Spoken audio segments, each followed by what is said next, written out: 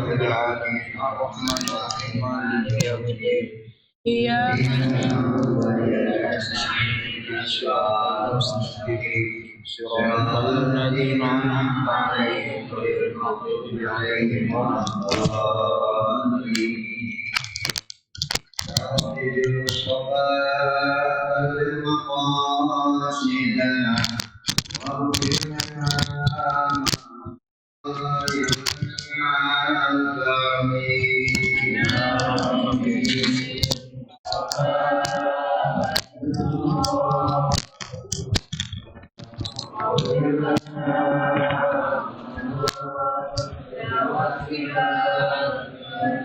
Muhammadun sayyidul kaunaini wa saqalaini liwal fariqaini min urbin wa min ajami ya rabbi bil mustafa balligh maqasidana waghfir lana ma madha ya wasi'an wal habibul ladzi turja syafa'atuhu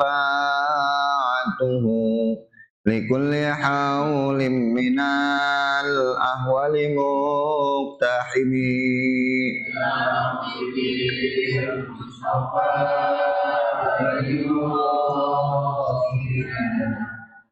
waghfir lana ma madha ya wasi'an Allahumma salli wa sallim wa barik alaihi wa ala alihi. Baca dulu Ustaz.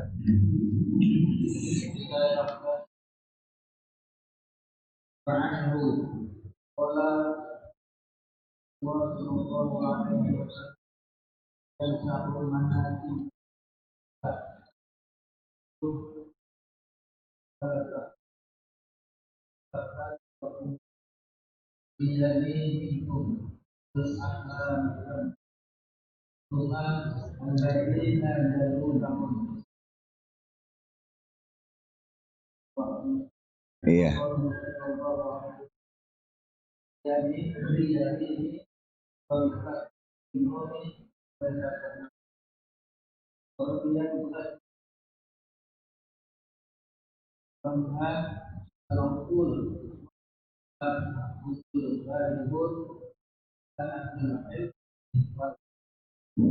Terus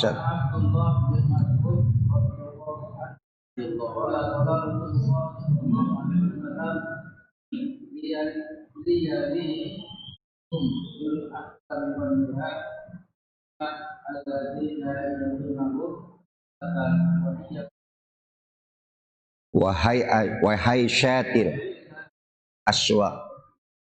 Ya, sampai situ dulu ya. Bismillahirrahmanirrahim. Fa inna asdaqal hadis kitabullah wa khairal hadi hadi Muhammadin sallallahu alaihi wasallam wa syarrul umur muhdatsatuha wa kullu muhdatsatin bid'ah wa kullu bid'atin dhalalah wa kullu dhalalatin finnar wa bisanadil muttasili ilal imamil muallif rahimahullahu ta'ala wa adaman naf'a bihi wa bi barakati ulumihi wa bikum fid darain qala. Masih berkait tentang menghormati orang-orang tua ya, dan ulama-ulama dan orang yang punya kedudukan jabatan. Ada adab, ada etika. Hidup ini ya perlu dengan etika adab ya, karena yang paling memberatkan timbangan kita nanti pada hari kiamat adalah akhlak. Asqalul mizan yaumal qiyamah husnul khuluq. Ya, jadi yang paling memberatkan timbangan manusia nanti pada saat di midan adalah timbangan akhlak. Siapa yang adabnya bagus, akhlaknya bagus, timbangannya akan berat. Maka menyampaikan ilmu pun sama, harus punya etika, harus punya adab. Ya. Dan kita harus menghormati orang-orang yang lebih tua daripada kita dan juga para ulama-ulama yang punya ilmu. Nah, dan juga orang-orang yang sudah tua di antara kita. Kita lihat di sini. Wa anhu qala. Domirnya ke siapa ini? Wa anhu Ibnu Mas'ud ya. Sama dari Ibnu Mas'ud. Wa anhu qala juga daripada Ibnu Mas'ud. Karena Rasulullah Shallallahu Alaihi Wasallam, kata Ibnu Mas'ud, sesungguhnya Rasulullah Shallallahu Alaihi Wasallam yamsahu manakibana, mengusap pundak-pundak kami, fi sholati, pada saat sholat. Ketika akan didirikan sholat, Nabi tuh usap pundak, rapihin. Ya. Jadi bukan di dalam sholat. Jadi ketika akan sholat, Nabi merapikan pundak-pundak kita agar sejajar tadi. Yamsahu manakibana. Wa yaqulu, dan Nabi berkata, istawu wala takhtalifu, luruskan. Ya, jangan sampai berikhtilaf, berbeda.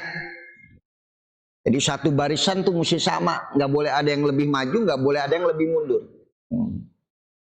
Ini Islam luar biasa, Pak. Jadi dalam sholat saja kita sudah diajarkan disiplin untuk merapikan saf, menyamakan pundak kita. Wala takhtalifu, kata Nabi, jangan sampai kamu berikhtilaf, berbeda. Maka fatah-talifa qulubukum, maka itu nantinya akan membedakan hati kalian. Jadi zahiriyah yang ada itu bisa merasuk ke dalam hati. Ya. Jadi Nabi itu pengen sama semua. Jangan ada yang berbeda, jangan ada yang terlalu maju, jangan ada yang terlalu mundur. Nanti kalau udah berbeda di dalam sholat, hati kalian pun berbeda nanti. Ada yang senang untuk melakukan kebaikan, ada yang nggak demen melakukan kebaikan. Itu bisa jadi disebabkan karena perbedaan kita di dalam sholat, pengaruhnya ada. Padahal itu kan cuman apa? Zahiriyah. Tapi bisa nyampe ke dalam apa tadi? Hati. Perbedaan tadi. Maka Nabi selalu pengen beda. Umat Islam itu pengen disamakan oleh Nabi dan berbeda dengan umat-umat yang lain. Sampai kita dianjurkan tuh untuk miara jenggot. Ya, supaya kita berbeda dengan yang lainnya. Cukur kumis, miara jenggot, sunnah Nabi. Ustadz nggak miara jenggot. Jenggot saya cuma 5, Pak. 5 merah lagi. Ya, sunnah yang lainnya kita ambil. Jadi Nabi pengen beda sama orang-orang Yahudi. Sampai arah kiblat pun dulu kita ngadepnya ke arah mana itu? Baitul Maqdis. Dulu kita ngadep, Pak, bukan ke kiblat, ke Ka'bah. Kita dulu ngadepnya ke arah Baitul Maqdis. Qad nara taqalluba wajhika fis sama. Itu Nabi sampai mengangkat tangan berdoa ke langit, minta kepada Allah agar arah kiblat ini jangan sama dengan orang-orang Yahudi, jangan sama dengan orang-orang Nasrani. Itu bertahun-tahun Nabi itu minta kepada Allah agar arah kiblat itu tidak menghadap ke Baitul Maqdis. Maka dikabulkanlah permintaan Rasulullah, fawalli wajhaka syatral masjidil haram falan waliyannaka kiblatan tardoha. Apa yang kau inginkan Muhammad, aku kabulkan. Sekarang palingkan wajahmu ke arah Masjidil Haram, ke arah Ka'bah, tidak lagi ke Baitul Maqdis.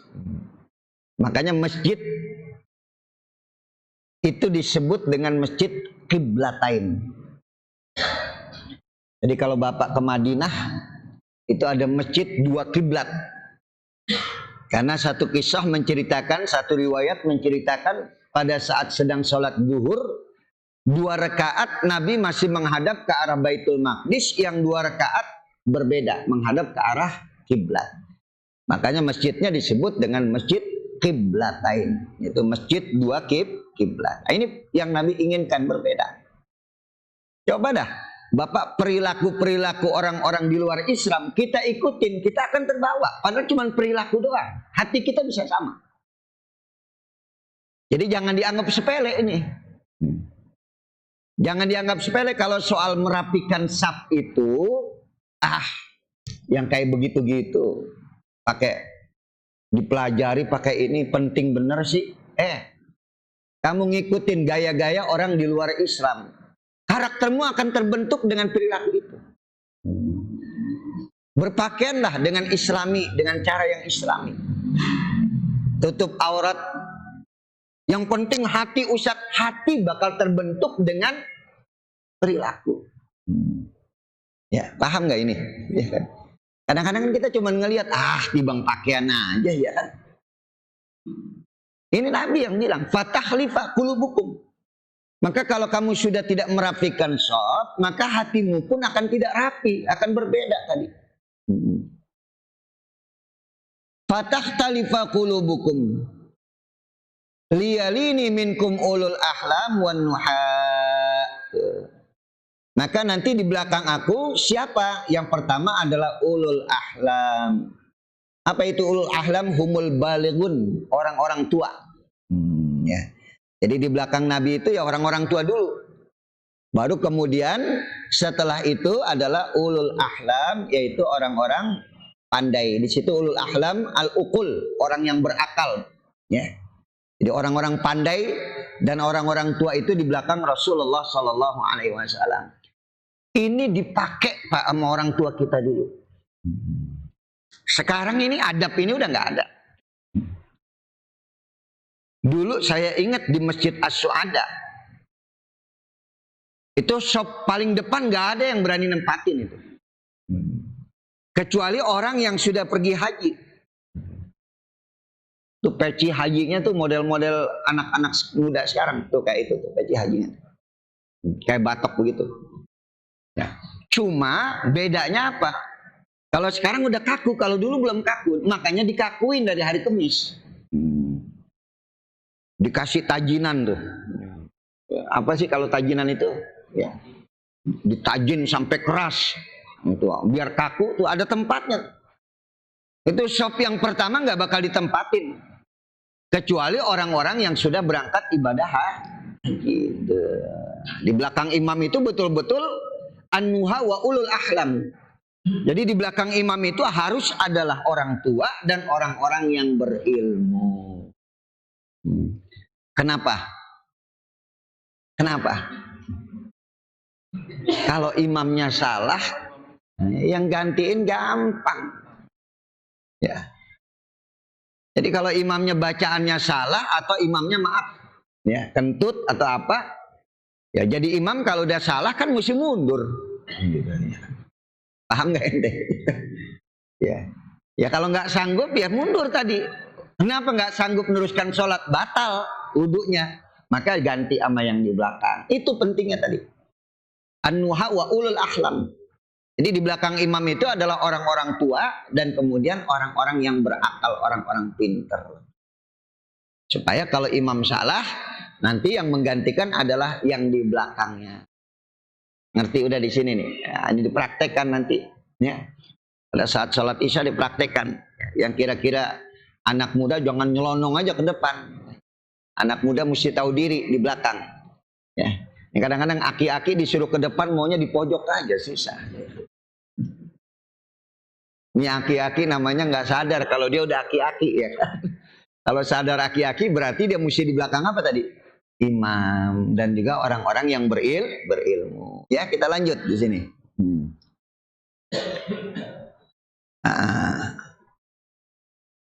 Summal ladzina yalunahum. Kemudian berikutnya summal ladzi yalunahum. Kemudian berikutnya diurut dah tuh. Yang muda di belakangnya, anak kecil di belakangnya terus tuh. Saya kebetulan ngajar di satu masjid As-Solehin di Lagoa tuh. Tertib Pak. Tertib sekali. Itu kalau maghrib itu bocah dikumpulin jadi satu. Dijagain itu. Jadi kita sholat itu khusyuk, nggak terganggu sama anak-anak. Nanti ada hadisnya berkaitan tentang itu. Pernah khutbah di satu masjid, blank Pak, saya kosong. Kenapa blank kosong? Di atas lari-larian bercanda, pengurus nggak ada yang mau naik ke atas. Itu di atas anak-anak bocah teriak-teriak. Itu bapak-bapaknya pengurusnya diem aja. Sehingga khotib tuh bingung mau nyampein tuh bingung. Suaranya itu udah kayak pasar. Ini masjid kita mesti kayak begini nih, dijaga kan. Ini bapak-bapak yang di atas itu ngelihat anak-anak lari-larian, tolong jangan ngandelin pengurus. Kita yang punya tanggung jawab merapikan. Umat Islam itu disiplin harusnya tadi.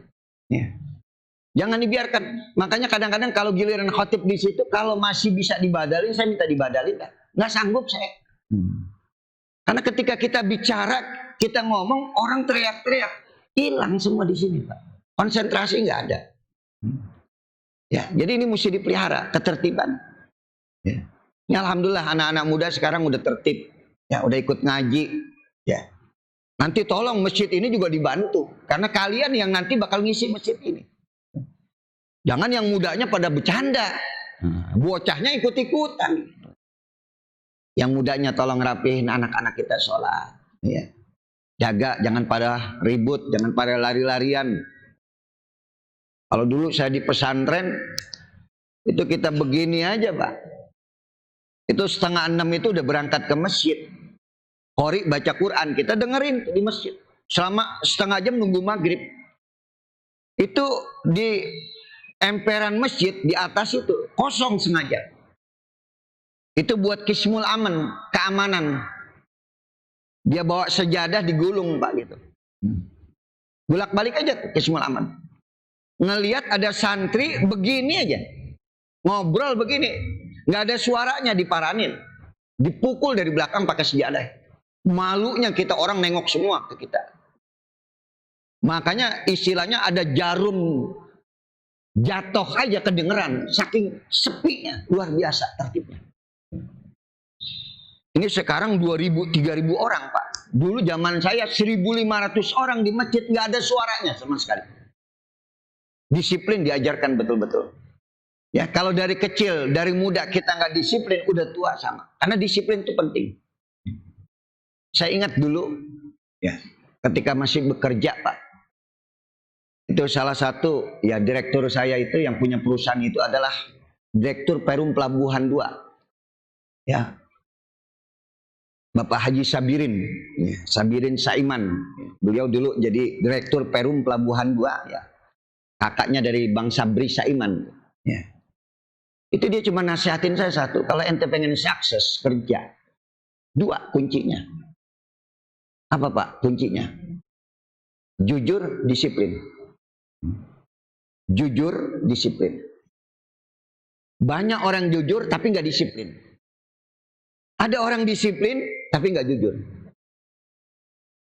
Ya. Jadi 2 kalau Anda sudah miliki, anak muda sudah miliki, Anda akan sukses dalam hidup. Saya ingat, saya kebetulan bagian pembukuan accounting Pak.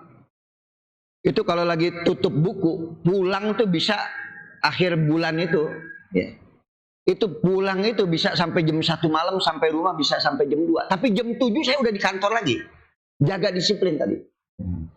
Nggak ada cerita pulang malam datang siang. Pulang malam tetap pagi datang. Jam 7 sudah kita ada di kantor. Ya. Walaupun pulang malam tadi. Karena diajarkan tadi disiplin. Di Pondok Gontor itu disiplin itu luar biasa. Dipakai, diajarkan kepada anak-anak. Karena itulah pintu kesuksesan buat Anda. Yang kedua apa tadi? Jujur. Kalau sudah jujur, insya Allah berhasil. Ya, dalam hidup baik dunia maupun akhirat. Makanya pekerjaan yang paling dicintai oleh Allah adalah as-sholatu ala waktiha. Sholat tepat pada waktunya adalah pekerjaan yang paling dicintai oleh Allah Subhanahu wa taala. Ada apa di situ? Disiplin. Ya, dari mulai asar, zuhur, kalau bisa muadzin belum adzan ente udah di masjid. Muadzin belum adzan ente udah di masjid. Maka ada pertanyaan, Ustaz, maghrib itu qobliyahnya ada nggak Ustaz? Ada nggak maghrib qobliyah? Ada nggak? Maghrib qobliyah ada nggak? Ada nggak? Yang bilang nggak ada siapa? Maghrib qobliyahnya ada nggak? Ada nggak? Ada. Siapa bilang nggak ada? Ba'diyahnya ada, qobliyahnya ada. Yang nggak ada, asar ba'diyah nggak ada, subuh ba'diyah tidak ada. Asar qobliyah ada. Ini ada 10 ya. Ada 10 sholat sunnah yang jangan sampai antum tinggalkan. Jangan sampai bapak ibu tinggalkan. 10 rakaat. Apa aja? Sunnah fajar 2 rakaat. Qobliyah subuh itu namanya sunnah fajar. Sholat fajar adalah sholat subuh. Jadi sunnah fajar itu adalah sholat sunnah subuh atau qobliyah subuh. Kenapa tidak disebut dengan qobliyah subuh? Karena tidak ada ba'diyahnya. Maka disebut dengan sunnah fajar. Udah. 2 rakaat. Zuhur. Berapa?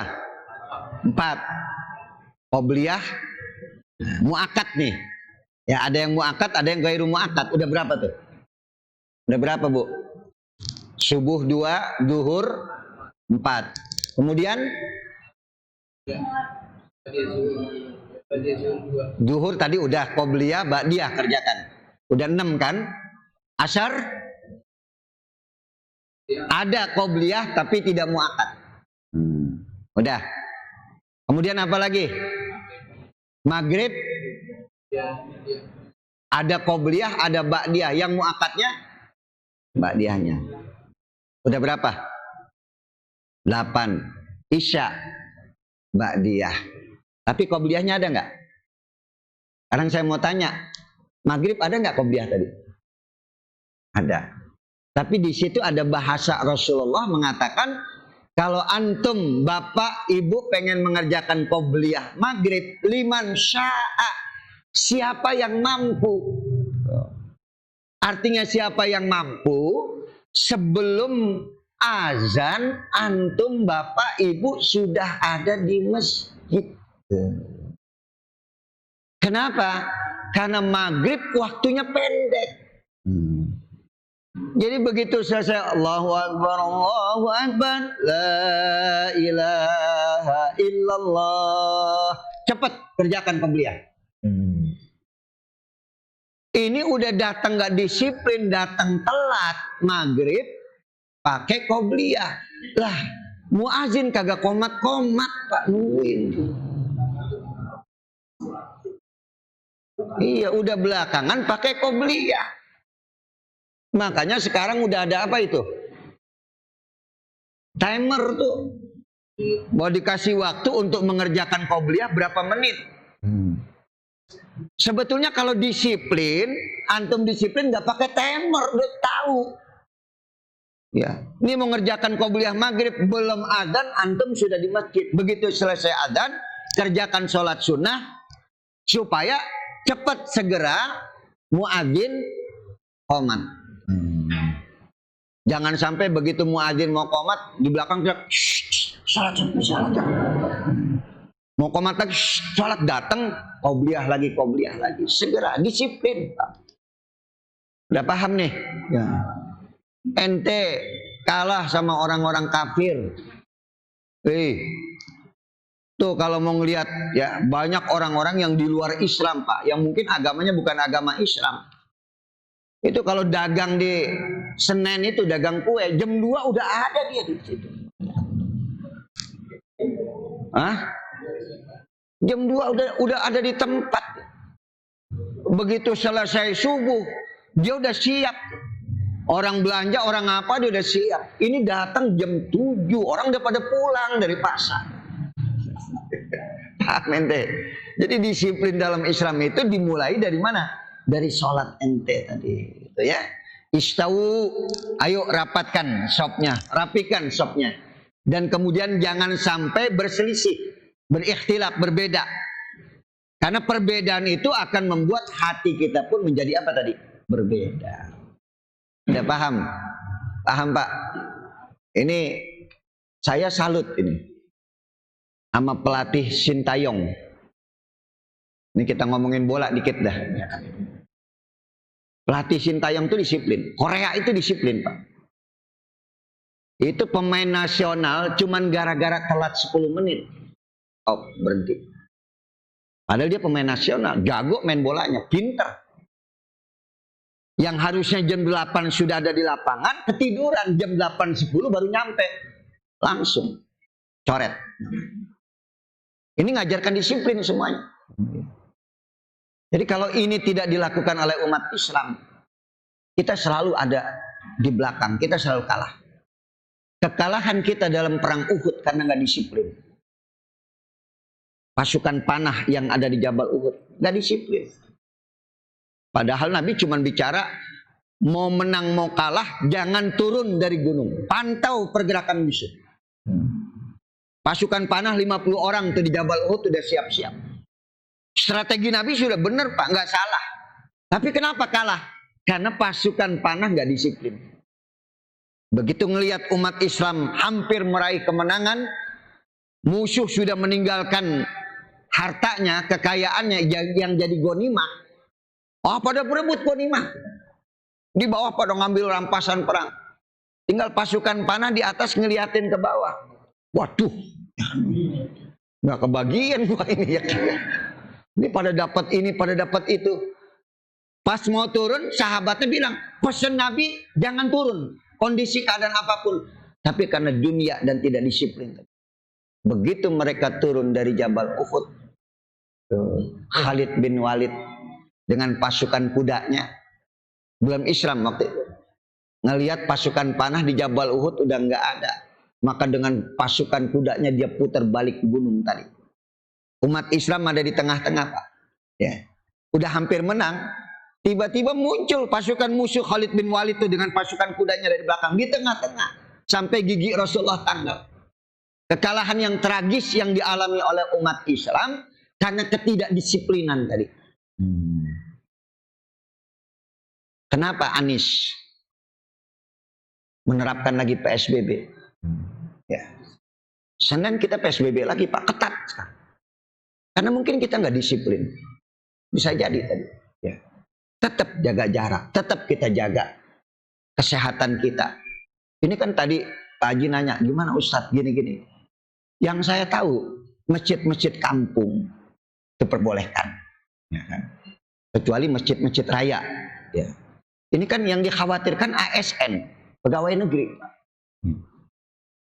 Jadi antum bisa bayangkan. Ini Jakarta ini yang kerja jadi pegawai negeri, yang kerja di perkantoran, itu kan datangnya dari luar Jakarta. Dari Depok. Depok itu udah menerapkan jam malam. Kebetulan wali kotanya sahabat saya. Ya Haji Idris Abdul Somad. Itu di grup dia sudah mengatakan, sekarang di Depok sudah diterapkan jam malam. Jam 8 sudah nggak boleh ada yang berkeliaran. Kenapa? Karena banyak yang tertular penyakit tadi. Nah, dari Depok berangkat naik apa? Kereta. Di kereta sudah berkerumun. Sampai di kantor, masuk ruang AC. Di AC manusia banyak benar, udara, sirkulasi udara nggak berjalan.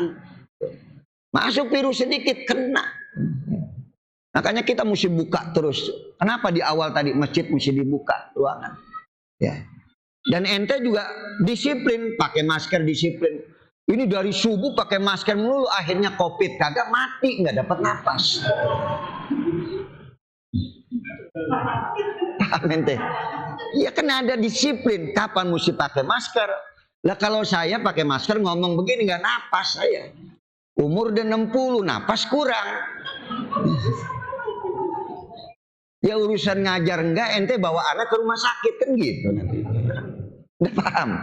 Jadi disiplin, Pak, kita mesti disiplin. Ikhtiar wajib dalam Islam. Kita harus berusaha menjaga kesehatan kita. Ya. Ini andai kata ada yang penyakit bawaan, penyakit apa, udah istirahat di rumah. Ya. Tapi kecuali yang sehat, yang imunnya kuat, ya. Hanya tuh minum jeruk, minum segala macam, ya. Badan kita sehat, pikiran luas.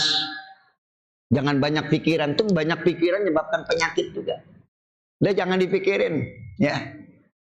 Kreditan belum dibayar 3 bulan. Jangan dipikirin. Udah. Wih. Iya. Bukan motor diambil. Ambil udah. Ya. Daripada gue sakit mikirin. Paham nih?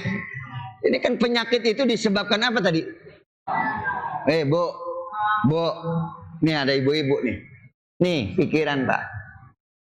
Ya Allah ngelihat tetangga beli semen, beli pasir. Sama Pak Haji Samsuar. Rupanya renov rumah. Ngomong sama lakinya. Oh bang, lihat tetangga nih bang. Ngapa? Udah beli semen, beli pasir bang. Lah, kita dari dulu gini-gini aja. Ya kan? Udah meriang tuh. Ya kan?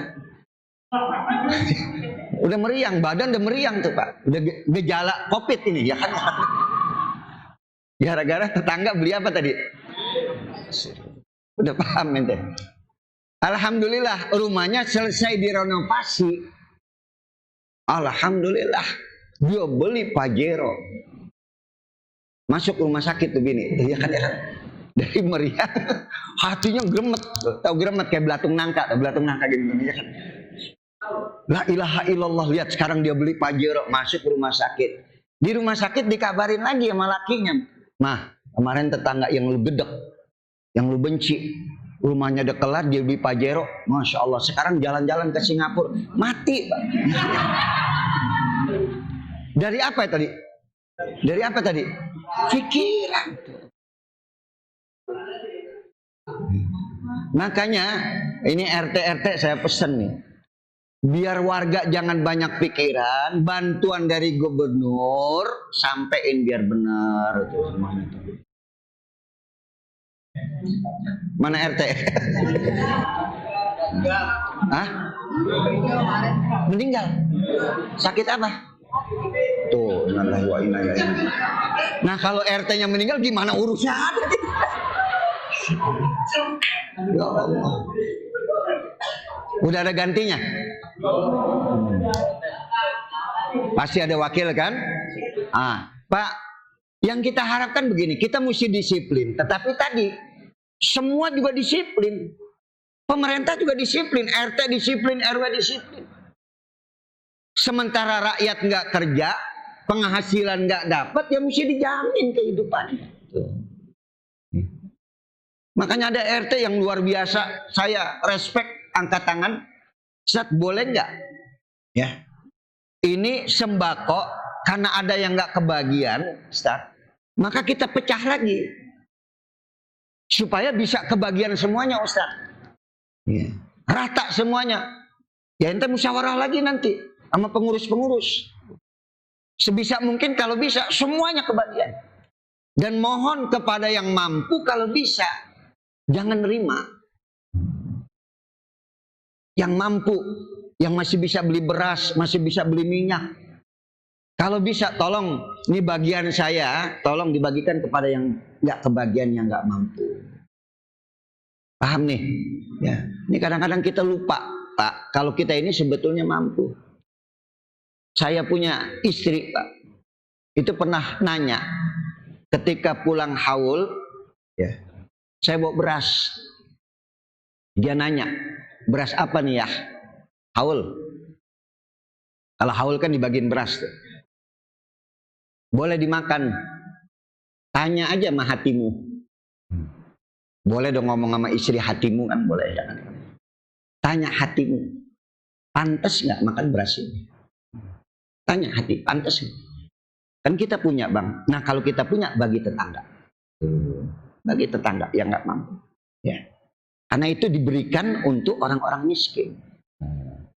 Paham udah nih? Ya, jadi besok-besok kalau pulang haul bawa beras, pikirin tuh. Ya Allah pantas nggak? Ini kan pengen banget disebut orang miskin, ya kan? Paham deh. Itu kan beras buat fuqara dan masakin. Kalau ente bukan orang miskin, ente dapat sembako, bagi kepada yang berhak, berikan. Udah ngerti ya? Nah, kita lanjutkan. Selanjutnya kita lihat di sini. Summal ladzina yalunahum rawahu Muslim wa qauluhu liyalini wa bitahfifin nun wa laisa qablaha yaun. Ya. Sebelumnya enggak ada ya itu. Wa ruwiya bitasdidin nun ma'a ya'in qablaha wa nuha al-uqul. Yang dimaksud dengan nuha adalah orang yang berakal, berilmu. Wa ulul alham, dan ulul ahlam artinya humul balighun. Itu orang-orang yang balik, yang sudah tua. Wakila ahlul hilmi wal fadli. Ada lagi yang mengatakan adalah ahlul hilmi wal fadli, orang yang punya kedudukan kemuliaan. Ya, orang tua yang punya kedudukan, ya, kemuliaan. Karena orang tua itu mulia. Gini, kenapa orang tua itu mulia? Gini Pak, ya. Ilmu, ya, ini ada di hati, ada di lidah, ada di tulisan, ada di akal. Meletakkan ilmu. Ilmu tuh adanya di mana sih, Ustaz? Ada orang yang meletakkan ilmunya di hati. Ada orang yang meletakkan ilmunya di mana? Akal, pikiran. Ada orang yang ilmunya cuma sampai lisan. Oh, kalau bicara pandai banget tuh. Tapi prakteknya kosong, nol. Tapi untuk bicara, ceramah apa, oh cakep Pak. Tapi aplikasi dalam kehidupannya nggak ada, karena ilmunya cuma sampai di mana tadi?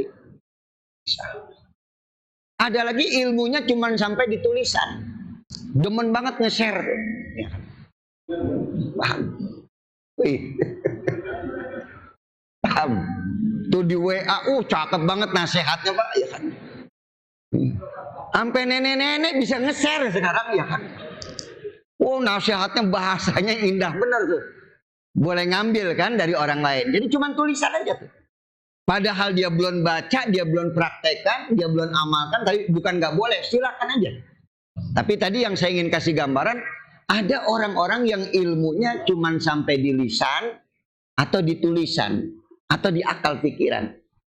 Ilmu kalau cuma sampai di lisan dan akal pikiran, begitu ente tua, hilang semuanya.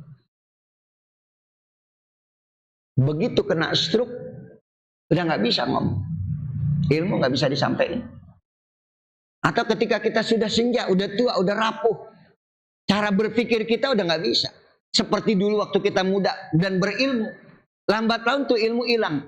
Tapi ketika ilmu ada di hati, itu yang nggak bisa hilang. Makanya kenapa orang tua itu penting? Karena orang tua itu tidak lagi berbicara tentang nalar akal pikiran. Ada ilmunya di hati yang dia dapatkan, kebersihan hatinya, ketulusan jiwanya, kejernihan jiwanya. Sehingga nasihat yang dia berikan lagi tidak landasannya cuma akal dan pikiran saja Pak. Petunjuk Allah karena adanya di hati tadi. Ini yang harus dimuliakan dalam sop-sop dalam sholat tadi. Maka ente lihat dah. Kapan surah Al-Insyirah itu turun? Kapan? Alam nasyrah laka sadrak. Kapan itu turun? Tuh saya udah sampein tuh. Di FB saya udah tulis cerita tentang ilmu. Al-Insyirah itu kapan turunnya? Pada saat Nabi waktu mau melakukan Mi'raj, Isra Mi'raj. Jadi pada saat Nabi akan melaksanakan Isra dan Mi'raj, itu Allah belah dada Nabi. Allah keluarkan tuh kebencian yang ada di dalam dada Rasulullah, kesombongan yang ada di dalam dada Rasulullah, dibersihin Rasulullah dadanya. Kenapa? Hari ini Rasulullah akan mendapatkan pengetahuan ilmu yang tidak bisa ditembus dengan ilmu manusia. Paham gak ente? Allah akan berikan kepada Rasulullah gambaran bagaimana luasnya ilmu Allah, sehingga ilmu itu tidak akan bisa ditembus dengan ilmu apapun juga. Pengetahuan yang dimiliki oleh manusia nggak akan bisa menembus. Ente sampai gini hari, ada orang yang bisa menjabarkan peristiwa Mi'raj. Bagaimana Nabi bisa menembus 7 lapis langit, nggak terbakar, nggak hancur. Pakai kendaraan apa? Katanya buruk, barpun seperti kilat kecepatannya. Terus Nabi duduknya di mana? Coba. Melewati atmosfer bumi. Ente tahu pesawat ulang-alik itu untuk masuk atmosfer bumi atau keluar dari atmosfer bumi, Pak. Itu kan panasnya luar biasa itu. Dan perlu bahan apa ya supaya nggak lumer, nggak hancur ketika dia melewati panas. Nanti nggak kebayang. Ini manusia menembus jagat raya, planet-planet, galaksi, sampai menembus 7 lapis langit. Allah perlihatkan kepada Rasulullah bagaimana ilmu yang Allah punya, kekuasaan yang Allah miliki. Allah perlihatkan kepada Nabi, dan sebelum itu terjadi, Pak, sudah dibersihin dulu apanya tadi? Dada Rasulullah. Sehingga seluruh ilmu itu masuk pada jiwa Rasulullah SAW. Tapi karena sudah bersih hati Nabi, Nabi nggak jadi manusia yang sombong. Lau kanal bahru midadan li kalimati rabbi lanafidal bahru qabla an tanfada kalimatu rabbi walau ji'na bimisrihi madada. Andaikan air laut dijadikan tinta untuk menulis ilmu Allah, lautan ini akan habis dan ilmu Allah belum tertulis semua, walaupun didatangkan air laut yang serupa. Amin deh. Jadi perlunya ilmu di dada ini apa tadi?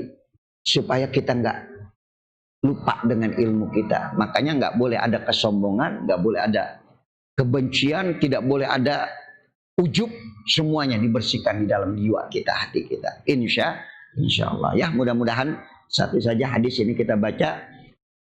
Sekali lagi ya, saya pesan disiplin kita tetap kita jalankan dalam hidup supaya ini menjadi pelajaran baik dalam kehidupan kita, dalam ibadah kita, ya, dalam pergaulan kita bermasyarakat, disiplin, ya, dan kemudian jujur. Tadi Islam sudah mengajarkan dari sholat kita disiplin. Alhamdulillah, ya, ini kita sudah disiplin. Isya sudah masuk, kita berhenti, ya, kita lanjutkan nanti dengan sholat Isya. Ya. Namanya disiplin juga, berarti udah masuk waktu Isya. Ya.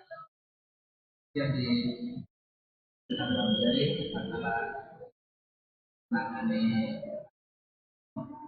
semuanya Iya. Pemayat kata lemah pemanasan para Iya, iya. tentang untuk menangani itu. Iya. Iya. Kalau khotib sudah naik ke atas mimbar, kamu berbicara faqad lagauta, maka kamu nggak dapat pahala Jumat. Gimana cara menanganinya? Ya sekarang anak-anak kita, ya kalau di masjid ini anak-anak kita sudah disiplin, kita berdayakan. Anak-anak kita yang barangkali nggak kerja, ya nggak sekolah, nggak kuliah, ya kasih mereka tugas untuk menjaga anak-anak tadi. Siap nggak nih anak-anak muda? Malah entenya ngobrol gintar ya. Anak-anak kita, pengurus yang lain, kita berdayakan. Belajar, Pak. Ini masjid pasar, tapi disiplin. Sholatnya disiplin, ibadahnya disiplin. Nggak ada yang ribut. Khotib juga, khutbah enak, Pak. Capek khutbah ngelihat orang ribut, Pak. Nggak bisa. Ini banyak saya dapatkan untuk masjid. Ya Allah, lari-larian di atas bocah. Ini kadang-kadang emak-emak, bapak-bapak juga sama. Anak ribut di rumah, lu jangan ribut di rumah, masjid aja sono gitu. Ya kan ya kan ya. Nah, ini yang nggak benar. Nah, itu. Anak-anak bercanda rame di rumah, bapak ibunya gerah. Berisik banget, lu jangan berisik di rumah, sono masjid aja. Tuh. Ini yang nggak benar bapak emaknya tuh. Makanya Bu, dengerin Bu. Ini anak mau berangkat ke masjid sholat Jumat. Kasih tahu, nak, masjid bukan buat tempat bercanda, bukan buat tempat lari-larian. Ya, kamu berangkat ke masjid jangan ngobrol, ya. Pakai baju yang bagus, pakai baju koko, pakai peci haji. Ini pegang bawa 5.000 ya, nanti sedekah di masjid. Tuh anak dari kecil diajarkan yang benar tadi. Ke masjid, mak sendal nggak ada, ntar di masjid banyak lu ambil aja ya.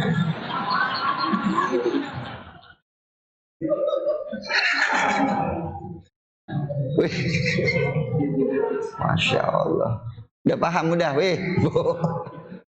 Ya, jadi tolong Pak, Bapak punya anak nanti besok Jumat di masjid ya. Ya, tolong dikasih tahu ya. Kalau perlu kondisi keadaan lagi kayak begini kalau bisa ya. Yang di rumah aja anak-anak ya. Saya mengharapkan ini kondisi kayak begini anak-anak nggak perlu ke masjid dulu dah. Ya, kondisi seperti ini di rumah aja. Ya, kalau bisa. Dan nak, kondisi kayak begini di rumah aja. Bapak-bapak yang ke masjid dan tetap jaga kesehatan kita dengan sebaik-baiknya. Ya, udah cukup ya. Al-Fatihah. A'udzubillahi minasyaitonirrajim. Bismillahirrahmanirrahim. Alhamdulillahirabbil alamin arrahmanir rahim maliki yaumiddin. Iyyaka na'budu wa iyyaka nasta'in ihdinas siratal mustaqim. Siratal ladzina an'amta 'alaihim ghairil maghdubi 'alaihim waladdallin. Kita baca doa kafaratul majlis. Bismillahirrahmanirrahim. Subhanakallahumma wa bihamdika asyhadu an la ilaha illa anta astaghfiruka wa atubu ilaik. Wassalamualaikum warahmatullahi wabarakatuh. Sinapsi wa yakum bitaqullah.